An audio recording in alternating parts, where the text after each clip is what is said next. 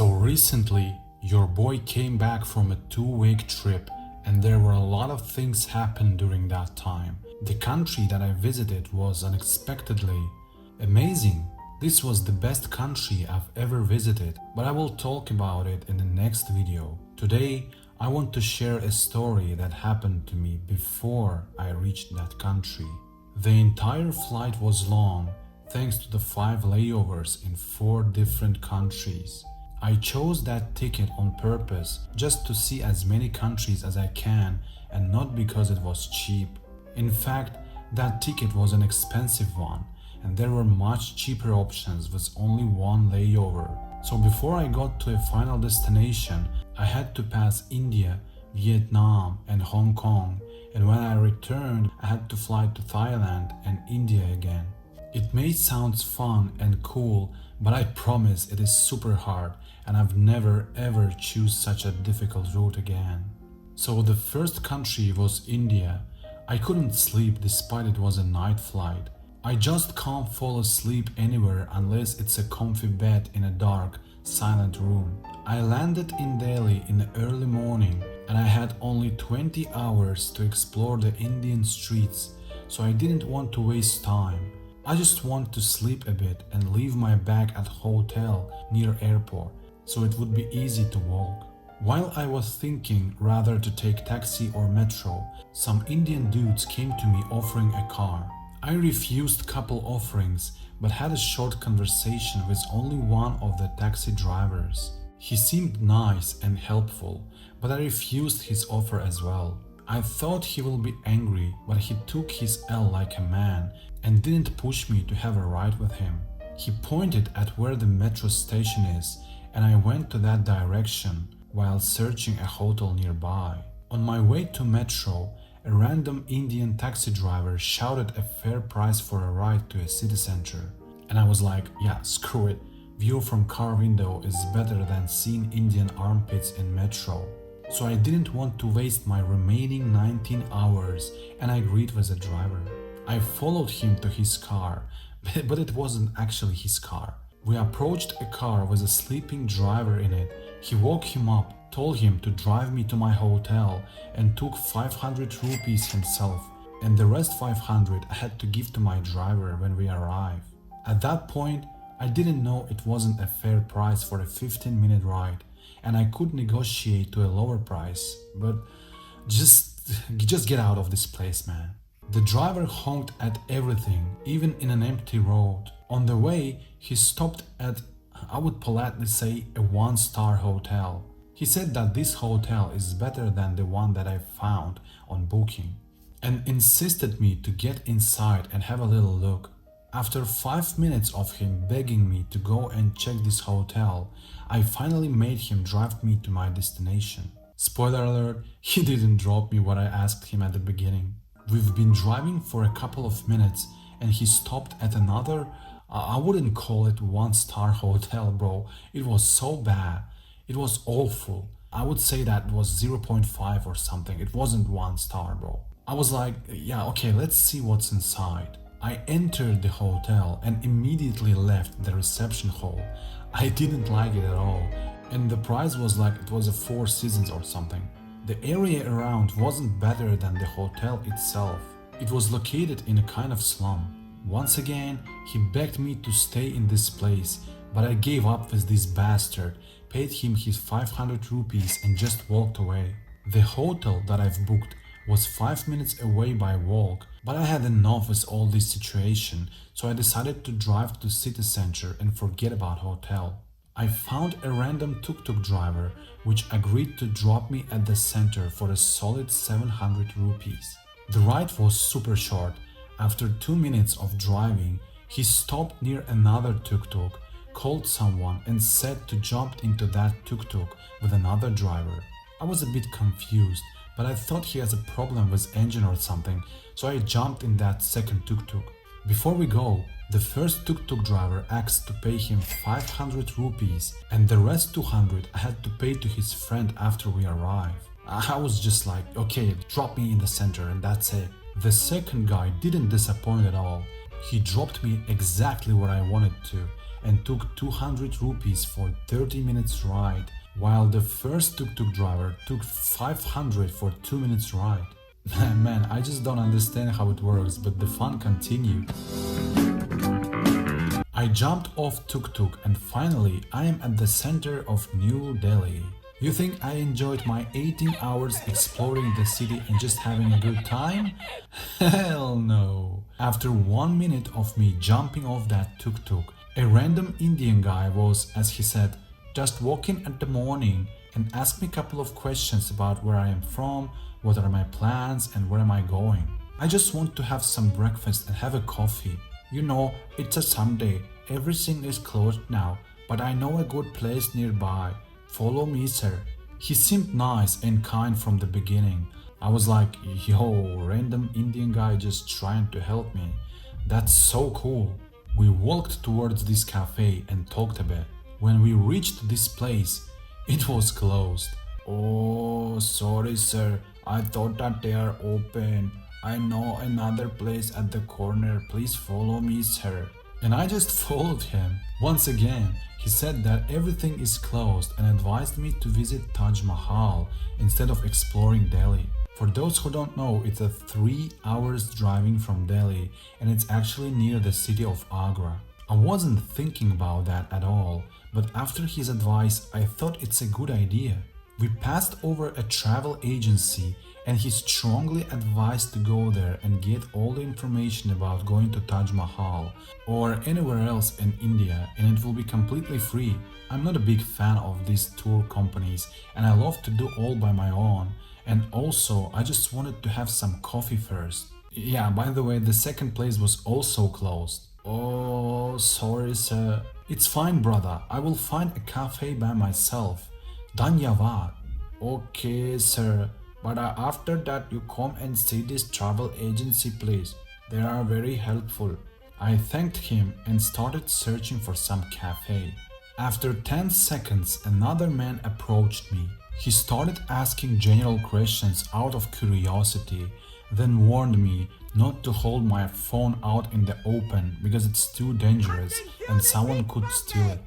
This guy also seemed nice, but at the end, he strongly recommended me to visit that bloody travel agency over there. You won't believe me, guys, but almost every 10 or 20 seconds of walking, I was attacked by random dudes being nice and kind at the beginning, but offering that freaking agency at the end. But at one point, I was completely shocked. I saw that man talking with someone. It was that taxi guy from the airport with whom I talked and who took his L after I rejected to drive with him. You are here? But you were at the airport. Yes, sir. This is my hood. I live over there. From that moment, I started to panic. I felt like every single person I saw on the streets are chasing and following me. And they were all on phones, always talking with someone. I can tell you, that was really scary. After some time, I found the place.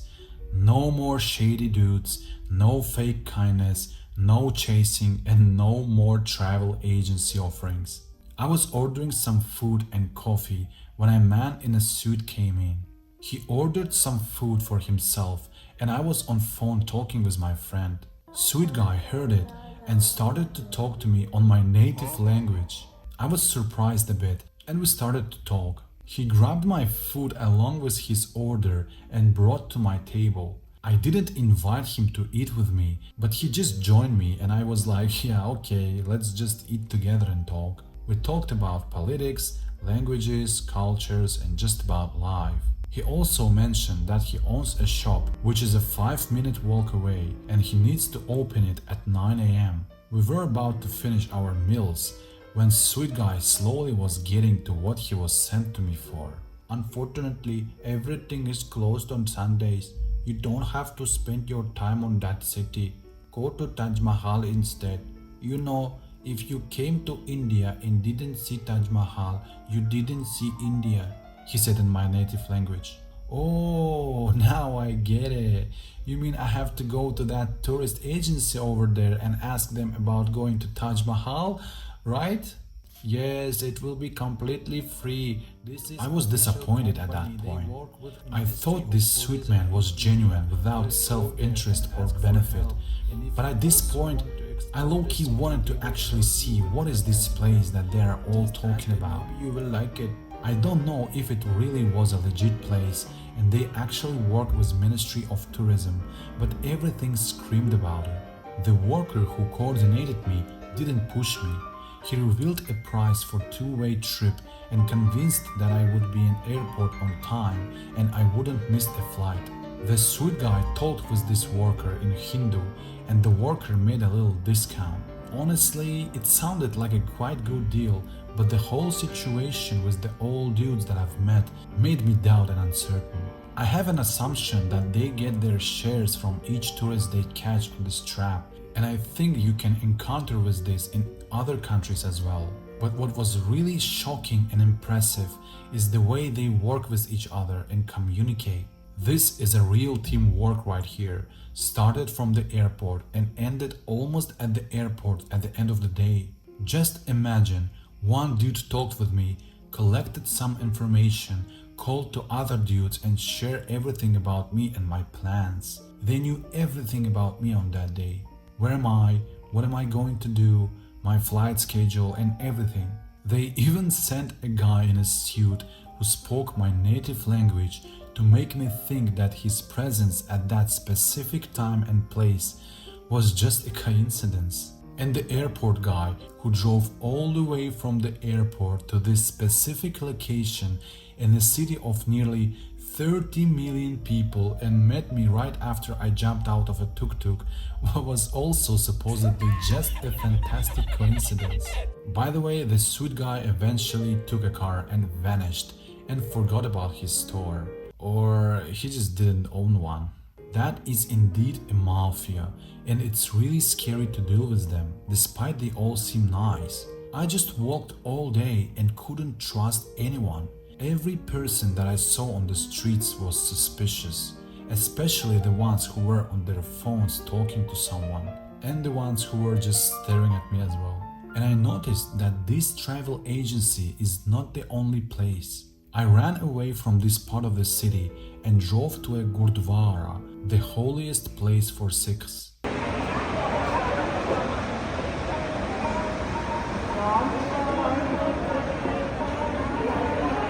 When I was driving in a tuk-tuk, the driver called someone and talked in Hindu.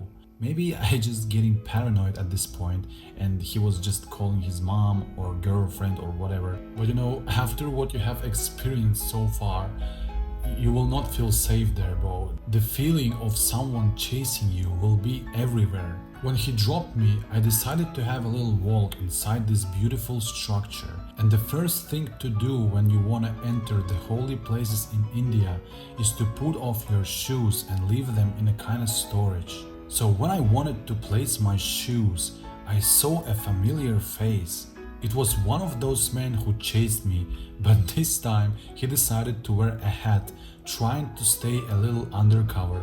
It was really funny to see, but still it was creepy at the same time, because the chasing and following continued and I thought it was over. I ignored this guy and stayed in a queue to leave my shoes, but some random woman came out from storage. I bet she worked there, and she told me to follow her to a room inside this holy building to have some rest, drink some masala tea and get information about how to enter that building. Yes, that room was another tourist agency and it was inside the holy place. I just can't be asked, bro. If someone knows what the hell is going on in Delhi, please let me know in the comments. I know there are a lot of tourist traps, but the amount of traps in India is insane. I mean, literally, it's infinity and beyond. Every person in every corner tried to scam you. For example, I hired this guy for an hour to drive me on his bike for 100 rupees, and he meant to drive me all the way to the end of the street and back to the starting point.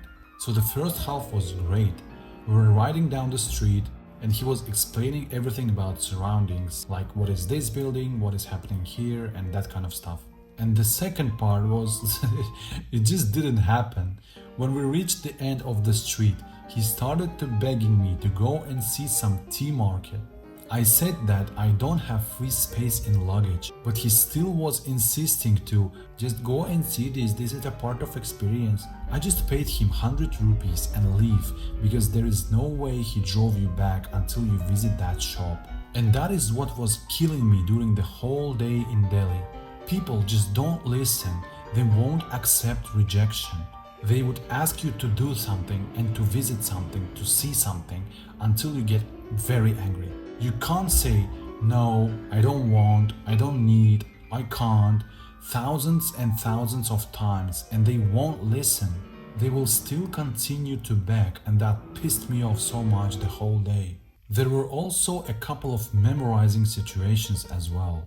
I went to one of the holy place of Hanuman. By the way, it was really beautiful, and the entrance was a mouse of the god. So I had to take off my shoes and put it in a storage, but this time the storage was outside and a 10-year-old kid was working there. Or maybe he wasn't officially working there and he was working for himself.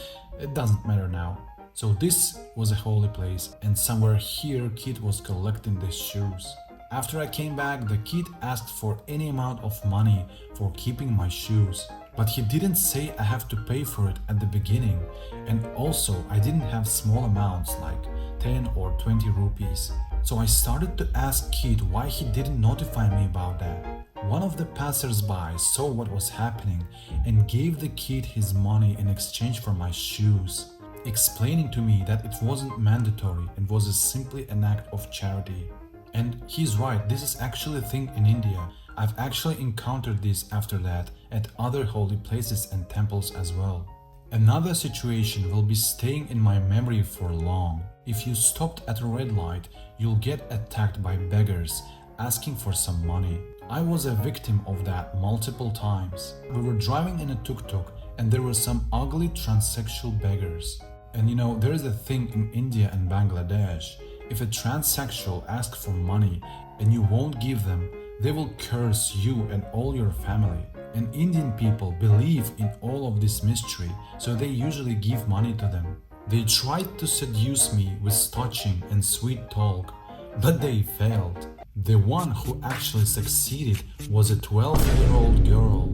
No, not in that way, you little weirdo. She came over tuk-tuk and started to dance with her hand out with the 3 coins on it. I started to dance as well, saying that I don't have money, but she still asked for some rupees. At one point, I stretched out my hand and said, "You give me money, I don't have any." And she just poured all her coins on my hand without even thinking and continued dancing. I was completely shocked and had no words. I returned all her coins and gave her 650 rupees, and if I had more cash, I would have given her even more. That moment was truly life-changing for me. This lovely girl erased all the negativity from that day, and I hope her life changes for the better, because that little angel deserves all the happiness and all the rupees in the world. India is so diverse and interesting. I had so many emotions and feelings in all for one day. What do you think about that mafia? Or if you know, or maybe you are a part of it by any chance, please explain their business in the comments. Thanks for watching, and you'll hear me next time.